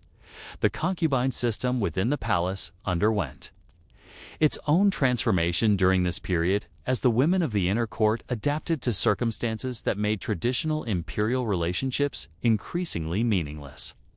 Some concubines left the palace to marry or pursue other opportunities in the outside world, while others remained within the familiar environment of the court despite its changed circumstances.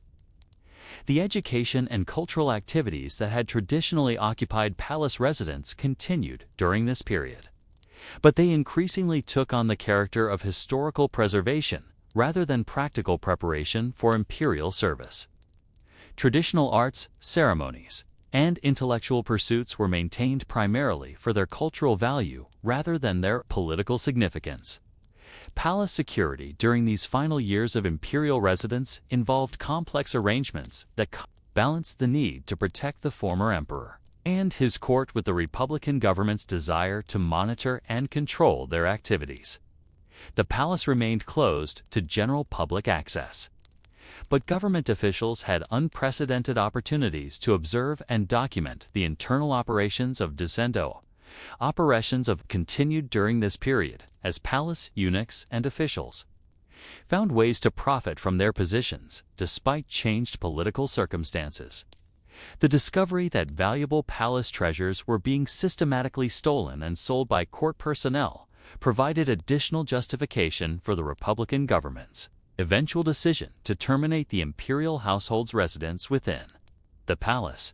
The fire that destroyed the Palace of Established Happiness in 1923 marked a turning point in the relationship between the imperial household and the palace's cultural treasures, destroying evidence of their thefts by setting fire to storage areas containing thousands of valuable items. This discovery prompted Puyi to undertake a comprehensive inventory of palace treasures, a project that revealed the extent to which the imperial collection had been depleted through years of systematic theft and unauthorized sales. The young emperor's efforts to catalog and protect the remaining palace artifacts represented one of his few successful initiatives during his residence within the Forbidden City, though it also highlighted his inability to control the behavior of his own court personnel. The inventory process itself reveals the complex relationship between imperial authority and practical administration during this transitional period.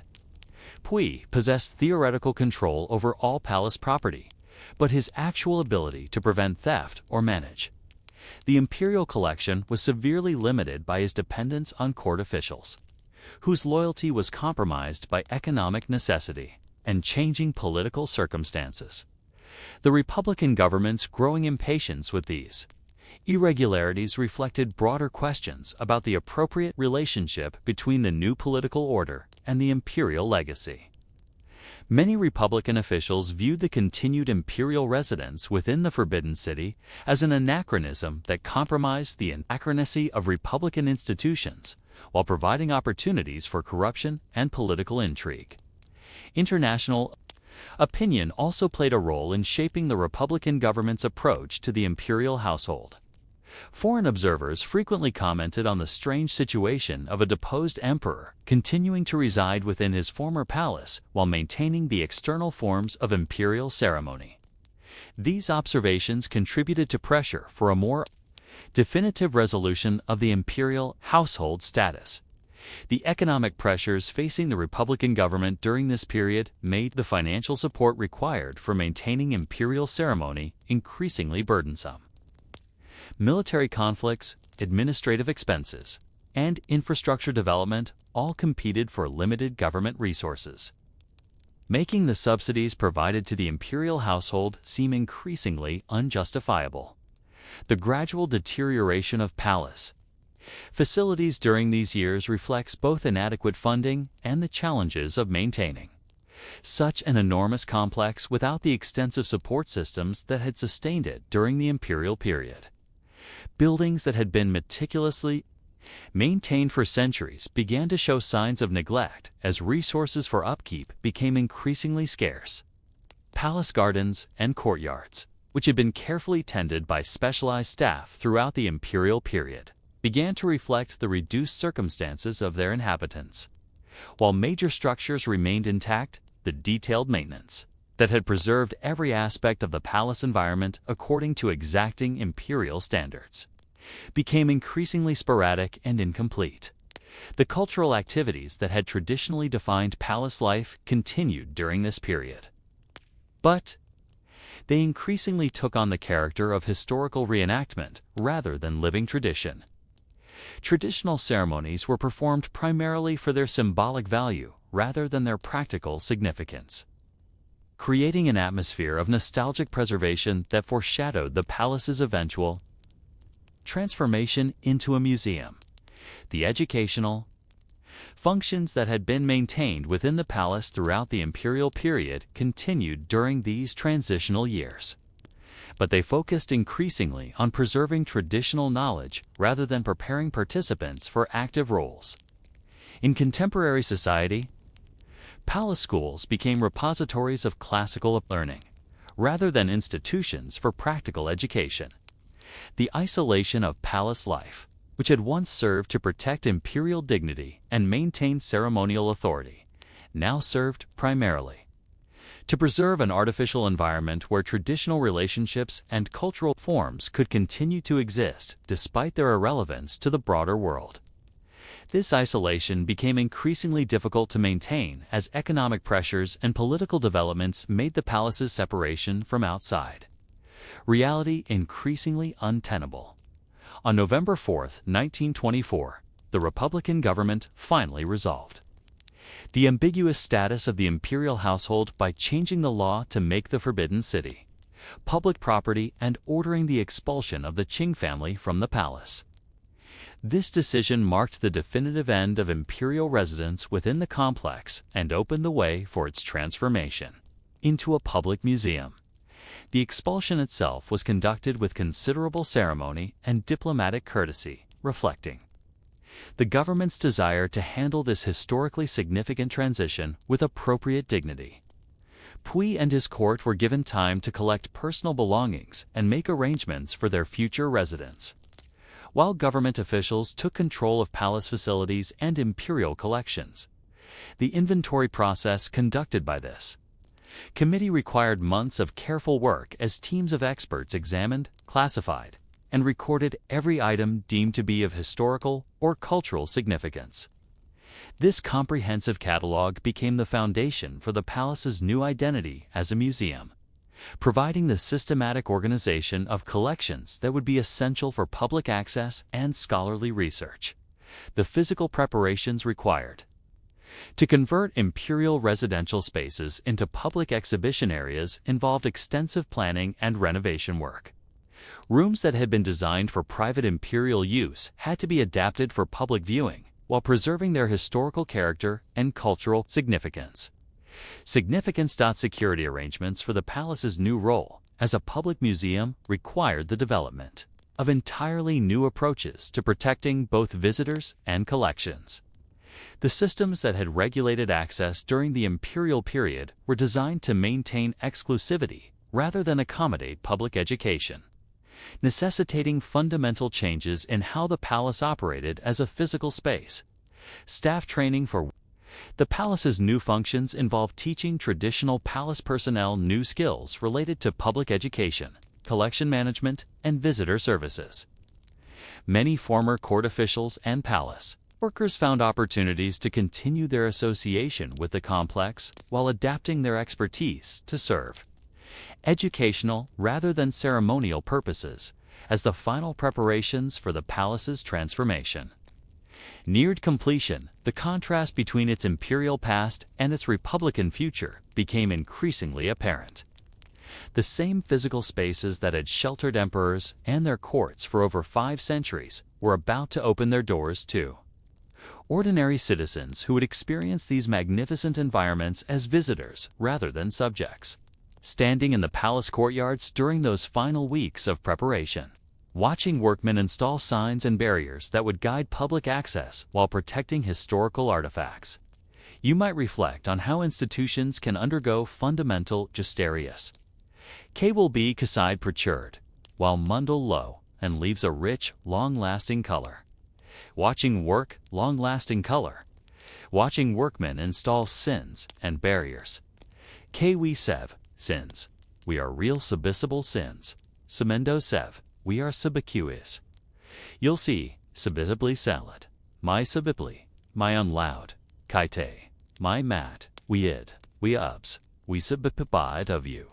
Whites on again my eye it kiss I you lisit to sick I leaks can sick sit I by abuse and to sit I stick in a sentence it's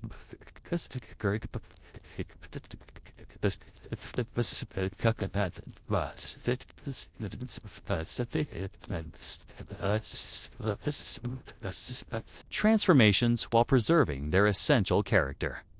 The Forbidden City was about to become accessible to the very people who had been excluded from it throughout its imperial history. Yet it would retain the architectural magnificence and cultural significance that had made it worthy of preservation.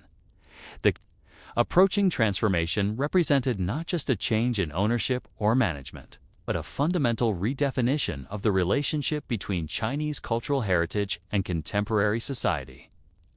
How would this magnificent imperial legacy adapt to serve the educational and cultural needs of a modern republic?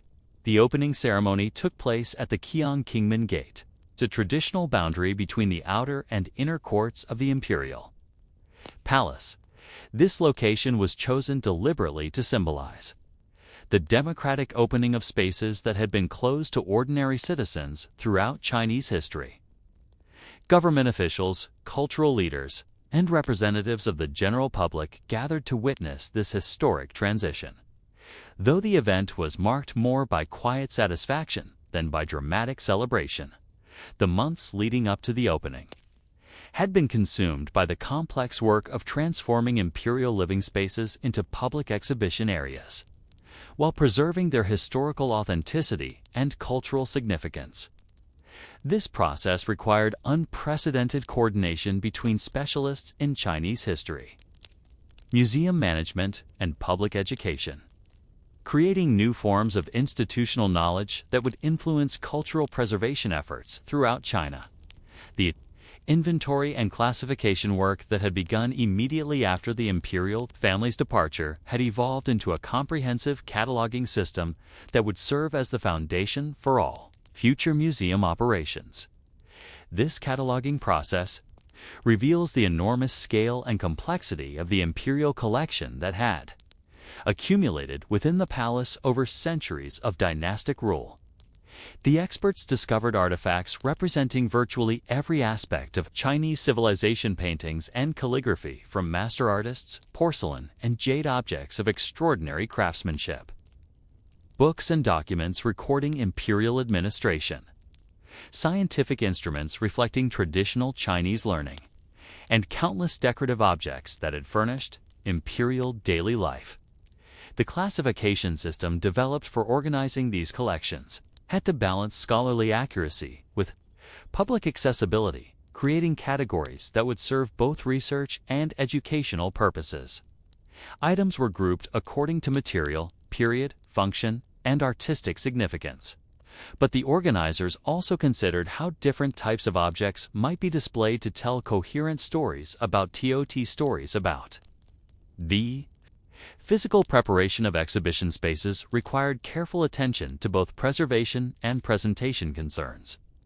Imperial chambers that had been designed for private use needed to be adapted for public viewing while maintaining their architectural integrity and historical atmosphere. This involved installing protective barriers, lighting systems, and environmental controls that would protect artifacts while allowing visitors to experience the spaces as they had existed during the imperial period. The development of interpretive materials for museum visitors represented an entirely new challenge in Chinese cultural education. For the first time, Chinese cultural heritage would be presented to ordinary citizens, who lacked the classical education and court experience that had previously been requisites for understanding imperial institutions. Museum staff had to develop new approaches to explaining complex historical and cultural concepts in ways that would be accessible to diverse audiences. The training of museum personnel required the creation of entirely new professional roles that combined traditional knowledge of Chinese culture with modern museum practices. Former palace staff who possessed intimate knowledge of imperial collections and procedures worked alongside educators and administrators who understood public institutions and visitor services. This collaboration created a unique institutional culture that preserves traditional expertise while adapting it to contemporary educational purposes. Security arrangements for the newly opened museum required sophisticated planning to protect irreplaceable cultural treasures while accommodating public access. The systems that had regulated entry during the imperial period were designed to maintain exclusivity rather than manage large numbers of visitors, necessitating the development of new approaches to crowd control, surveillance, and emergency response. The establishment of visitor services for the Palace Museum involved creating infrastructure that had never been necessary during the imperial period. Public restrooms, information desks, guided tour programs, and educational materials all had to be developed from scratch, requiring museum staff to anticipate and address the practical needs of diverse visitor populations. The early years of museum operation revealed both the opportunities and challenges associated with transforming imperial heritage into public education. Visitors came to the museum with widely varying levels of knowledge about Chinese history and culture, requiring staff to develop multiple approaches to interpretation that could serve everyone from school children to international scholars.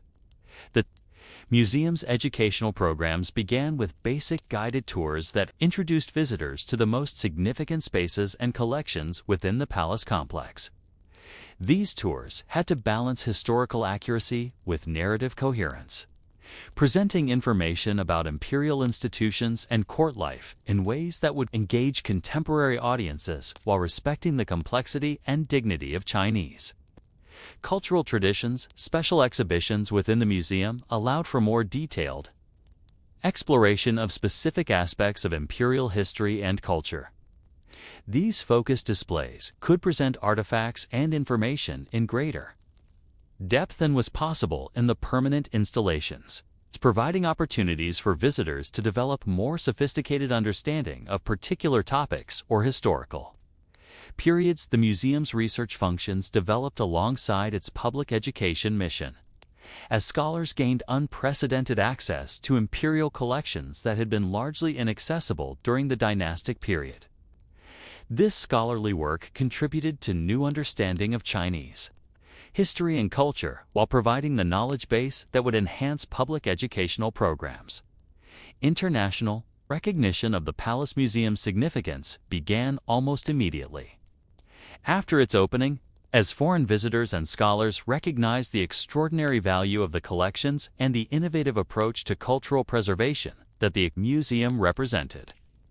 This international attention brought both prestige and additional responsibilities as the museum became a symbol of China's commitment to preserving and sharing its cultural heritage. The museum's publications program began with basic guidebooks and catalogs that made information about the collections available to visitors who wanted to continue their learning beyond their museum visit. These early publications established standards for scholarly accuracy and public accessibility that would influence Chinese museum practices for decades to come. The financial challenges facing the newly established museum reflected the broader economic difficulties confronting the Republican government during this period. Limited budgets required careful prioritization of preservation, research, and educational activities.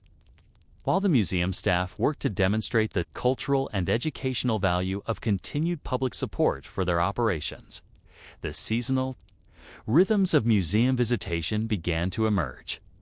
During these early years, as different times of year attracted different types of visitors. School groups, international tourists, and local residents developed distinct patterns of museum use that required flexible programming and staffing approaches. The museum's relationship with the broader community of Beijing residents evolved gradually as local people became accustomed to having access to spaces that had been forbidden to them throughout their history. This process of community engagement required sensitive attention to social and cultural factors that influenced how different groups of people experienced the museum and its collections. Staff development within the museum continued to require balancing traditional knowledge with modern professional practices. Museum workers needed to master both the historical content that made their collections significant and the contemporary techniques that made public education effective. The preservation challenges facing the museum became apparent as staff gained experience with the effects of public access on historic buildings and collections. The presence of large numbers of visitors created environmental conditions that differed significantly from those that had prevailed during the imperial period, requiring ongoing attention to conservation and maintenance needs. The development of museum policies and procedures required careful consideration of how to balance public access with preservation responsibilities. Rules governing visitor behavior, photography, and interaction with exhibits had to be developed through experience rather than precedent. As the museum established new standards for cultural institution management in China, as the museum completed its first year of operation, the success of the transformation from imperial palace to public institution was evident in both visitor numbers and critical reception. The Palace Museum had established itself as a significant cultural institution that served both national and international audiences, while preserving one of humanity's most important architectural and artistic legacies. Standing in the museum courtyards during those early years of public access, watching visitors from diverse backgrounds explore spaces that had once been accessible only to emperors and their courts, you might reflect on how institutions can adapt to serve new purposes while maintaining their essential character. The transformation of the Forbidden City into the Palace Museum represented not just a change in management or ownership, but a fundamental redefinition of the relationship between cultural heritage and society. The quiet success of this transformation would provide a model for cultural preservation efforts throughout China and beyond, demonstrating how historical sites and collections could serve contemporary educational and cultural needs, while maintaining their scholarly significance and artistic integrity. Yet challenges remained that would test the museum's ability to balance preservation, research, and public service in an era of rapid social and political change. The decades following the Palace Museum's establishment witnessed a gradual but profound transformation in how Chinese society understood and valued its imperial heritage.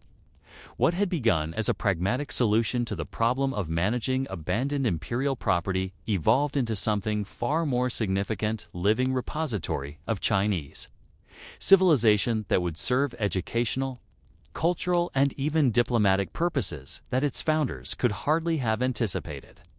The 1930s and 1940s brought challenges that tested every aspect of the museum's mission and capabilities, as they carefully packed and transported thousands of the most valuable artifacts to safety in southwestern China.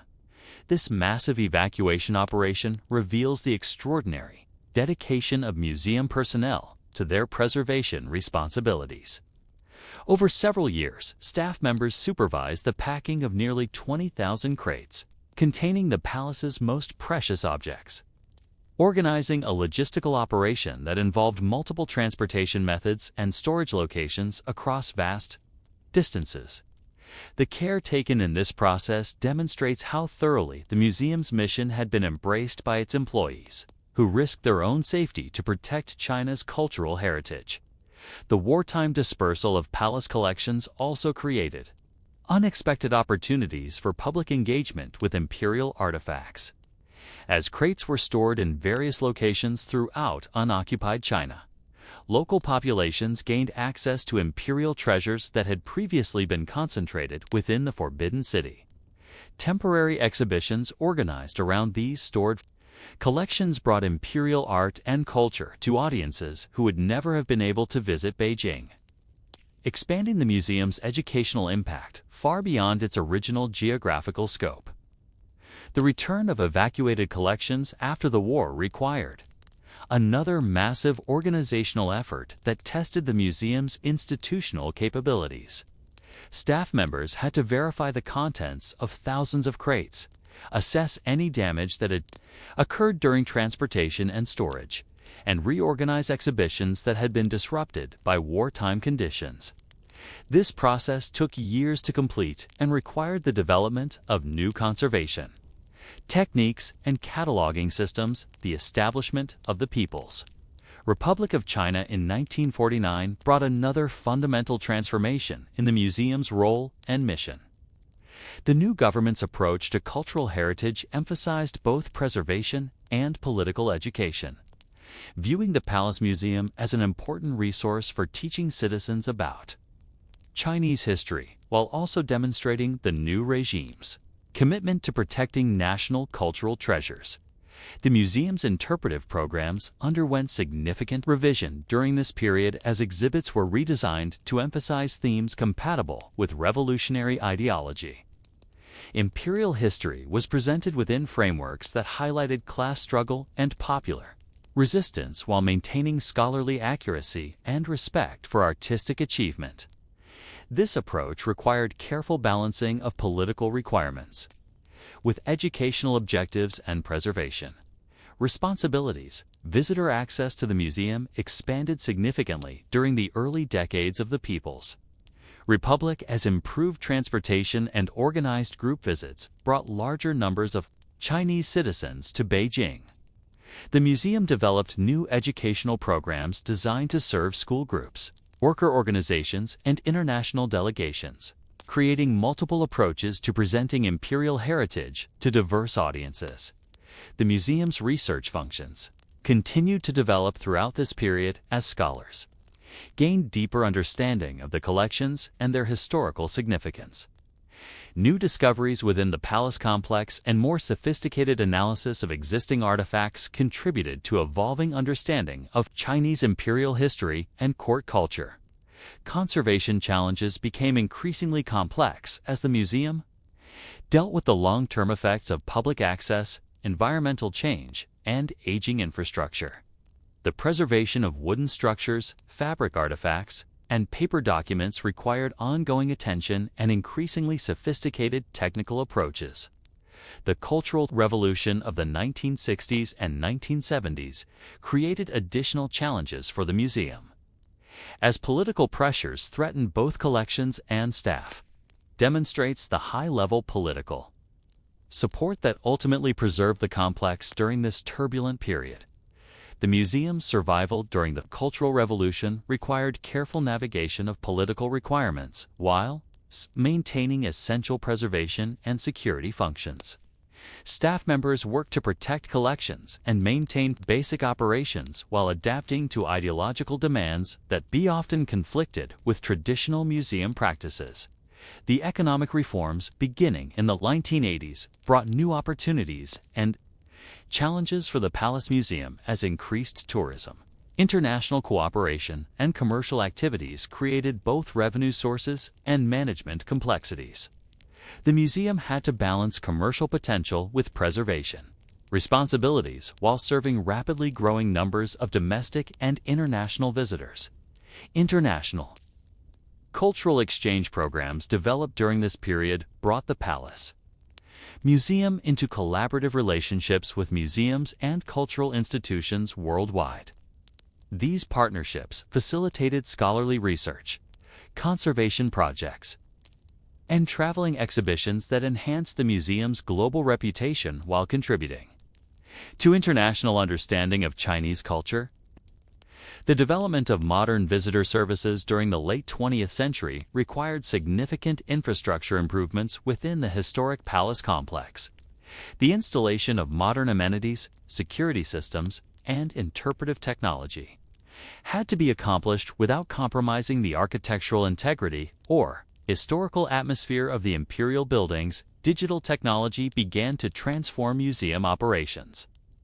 During the 1990s and 2000s, as computerized cataloging systems, online resources, and multimedia presentations enhanced both scholarly research and public education.